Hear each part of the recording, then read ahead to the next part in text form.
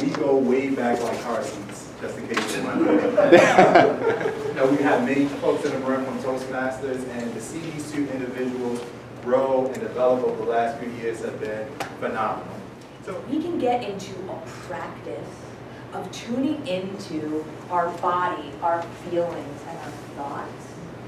A lot of the questions that we have in life, I don't know what to do next, I'm not sure, I need clarity, I'm gonna wait to see what to do next. It's all the answers are actually right within you. What I've noticed in my life is there was a point in time in my life where I was 220 pounds, smoking a pack a day, drinking whatever, the smaller bottle of wine a day. I was working at a job where I was giving my energy away. I was a teacher in the inner city, giving all my energy away all the time. I didn't feel that I had support from friends around me. And one day I woke up, and it wasn't like a one day I woke up thing, but over time, my back started hurting. It looked like a red hurt, and then it went up my leg, and up my leg, and up my leg, and up my leg, and the next thing I know, I'm limping. Then I'm, walking really carefully. It looked like I was a senior citizen in the, 30-something body. And really, I just kept working hard at my job, working hard at being a good friend, working hard at insert thing to work hard for here. And one day I woke up and I couldn't walk. The pain was so bad that I called my principal and I said, I can't get out of bed. And she's like, well, I guess we have a problem here then, don't we? Red flag, red flag, red flag. My whole life was filled with red flags at that point. But I was so focused on hustling and working hard and doing what I thought I was supposed to do that I never took the time to take a deep breath, to notice my body sensations, to notice my feelings, and to notice what I was thinking. Until the universe conspired to give me this amazing gift of not being able to walk. Mike Sheila is one of the leading experts. He's actually featured in Jeff's book, which we'll talk about soon. I am too, page 167, check us out.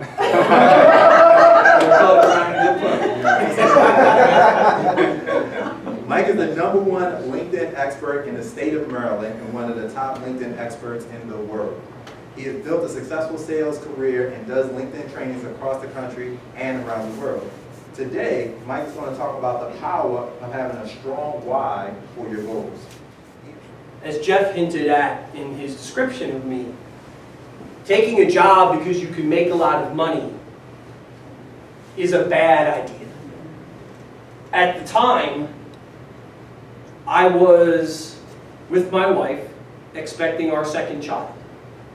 And we were going to buy a bigger house because the house that we had really wasn't suitable for 4 people. Could have made it work, but felt we needed a bigger house. And a man came to me within days of my son being born. Long story, my son was in NICU for 3 months, very horrific. Come to another event, I'll talk about it more. I wasn't in the right frame of mind to entertain a different job. But he was so persistent, and he kept saying, I've heard so many good things about you. I know so many people that know you, that you're the right guy for me. Just let me buy you lunch. And I said, all right, you want to buy me lunch? You can buy me lunch. And we sit down, and he's telling me about his vision and what the company's going to do and the direction they're taking.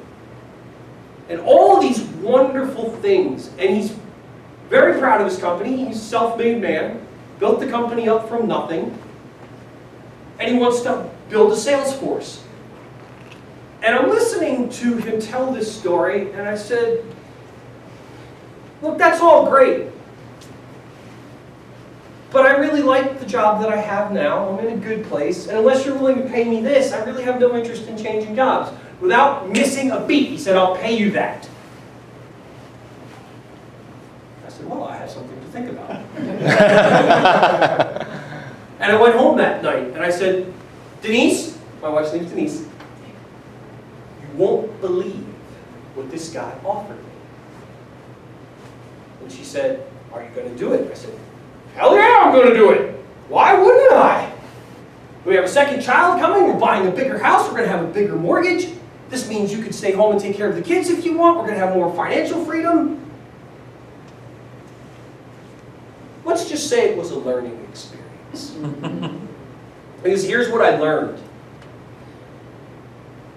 You take a job because you believe in the same things as that organization. Now, I won't embarrass anybody in here, but think for a moment. How many of you can say that about your day job? Fortunately, the answer is probably not enough.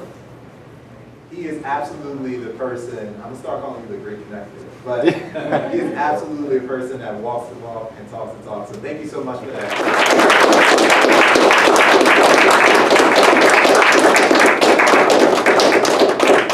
So how's everybody doing so far? Great. All right, we've had 3 great speeches.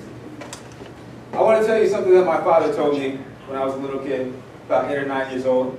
He said, Mark, whatever you do, be the best or be the worst. Either way, you'll be remembered. So let me tell you a couple times where I was the absolute worst.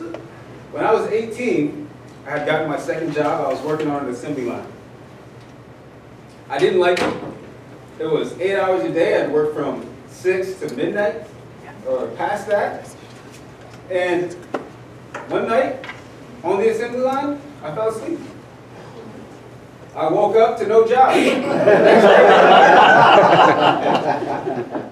But I want to talk to you about something special in his book in terms of this mountaintop mindset. And it's about a story that he told in the book. He had a conversation with him and another blogger that he looked up to. And this guy that he looked up to had a very negative attitude. He said that in this conversation, the guy was rude to him. He told him that his first book sucked and that he was never going to be a success.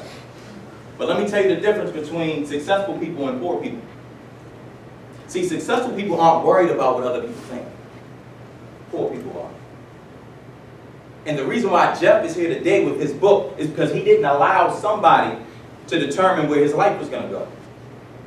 So in order for us to have a mountaintop mindset, we have to forget about what everybody else is saying. You have to live for you.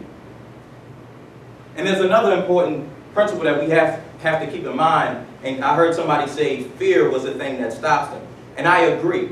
But it's a specific fear that stops most of us. And it's not the fear of failure. It's not the fear of success. What's the number one fear in the world? Public speaking. The fear of public speaking, right? But what is it about public speaking that people would rather be speaking than dying? What is it? Judgment. It's judgment. And judgment is wrapped around worrying about what other people think.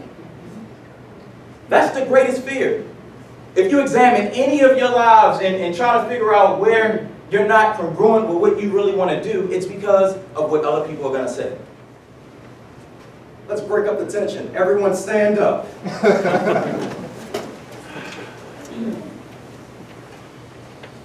been hearing all this motivation for minutes upon minutes upon minutes. I figured you guys need a break. So put your thumbs up. Raise them far above your head, as far as you can go. And repeat after me. I'm going north. I'm going north. You may be seated. Has anyone ever asked you, how's it going? Yes. Yeah, all the time. How would you usually respond before today? Fine. Yes. Can't complain, yes. It's too early, yes. As I've been saying all day, the world ain't ready, so it is too early. But has anyone ever thought of saying a direction? I like to say north. Has anyone ever thought of saying east? West. Has anyone ever thought of saying south? Well, you don't really want to say south. While we're all here, please help me welcome Jeff.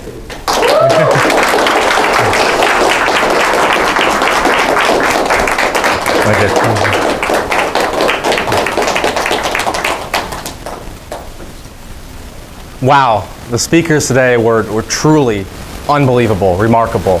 Dominique, This is your day. You did amazing. Let's give one more round of applause for Dominique. Very quickly, I want to share with you why this Maryland book event was so special.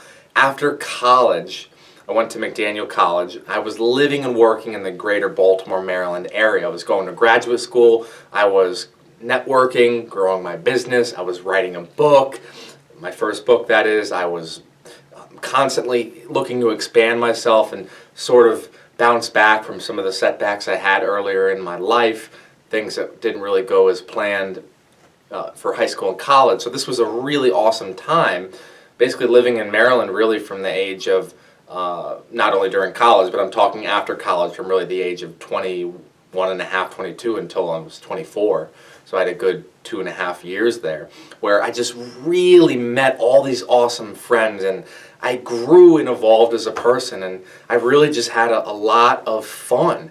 And it was the first time that I really had fun in my life. High school was a struggle. College was less of a struggle than high school, but college was a struggle. And it was really the first time that I felt like I was fitting in. I was finally meeting people that I belonged with, and I didn't really feel on the outside like I had so many times in high school and college. And don't get me wrong here, I'm not trying to make this about me. This book event was about the attendees and providing them value, but I did want to share with you why this Maryland book event was so special in terms of life coming full circle. In early 2014, I moved back to Connecticut, and of course I decided to grow my business further up here in Connecticut. But even after moving back here to Connecticut, I maintained that network in Maryland. And this is my tip for you, is to maintain your relationships, maintain your network. Even if you move away from people, email them, call them, send them little messages on Facebook Messenger, whatever works for you. But my tip for you is to maintain those relationships, maintain that network. I literally go to Maryland at least once every couple months. I go there to visit friends, I go there to network, I go there to grow my business, I go there for fun, I go there for downtime. I mean, I really love Maryland, and I'm not trying to obsess over specifically the state of Maryland, but I wanted to make the point that one, this was a very special event to reunite with many of my Maryland friends, and two, my encouragement to you, if you've watched the video to this point, is to maintain those relationships with people. A lot of people use moving away from people as an excuse, but if you really had a genuine connection with somebody, you'll make that relationship last. I'm not saying you have to message them every week. You don't have to do something extreme or something that's going to overwhelm you because you're so busy, but maybe at least like once a month, or even once every couple months. Once every quarter, I'll check in with some of my good friends in Maryland. I'll ask for their feedback. I'll ask how they're doing. I'll ask, how their business is going, how are their jobs going, how are their families, how are their lives. I mean, these are relationships I value. And oftentimes in the past, and I'm talking like way when I was younger, I would always hear people tell me, Jeff, value relationships. And I never really took that seriously. But after coming back to Connecticut, which by the way is where I'm from originally, it was really the first time in my life that I took seriously valuing relationships, specifically referring to all the wonderful relationships I made while living in Maryland. So this was just an incredibly special event, and it's not a book signing. It's not a book signing, it's a book experience. We had an MC, we had speakers, we had dynamic networking. I mean, it really provides a lot of value to the attendee. So please click the link that is still here on the YouTube video that will take you to the same speech I did at my book event at another event. Same content, you'll get the same benefits, some really awesome stuff in there. Thanks again for watching. Please like this video and share in the comments below what are some of your challenges in your daily life, specifically in growing your business and reaching your own version of success. That's the key message of my recently published book, Reach Your Mountaintop. It means to reach your own version of success. Nothing to do with mountain climbing. Reaching your own version of success. So please share in the comments, what are some of your challenges? What are some of your daily struggles? And also share with me your victories if you get a chance as well. Share this video around with friends, family, coworkers, anyone who you think could benefit from it. And as always, I really appreciate your time. Be true to yourself, and you will reach the mountaintop.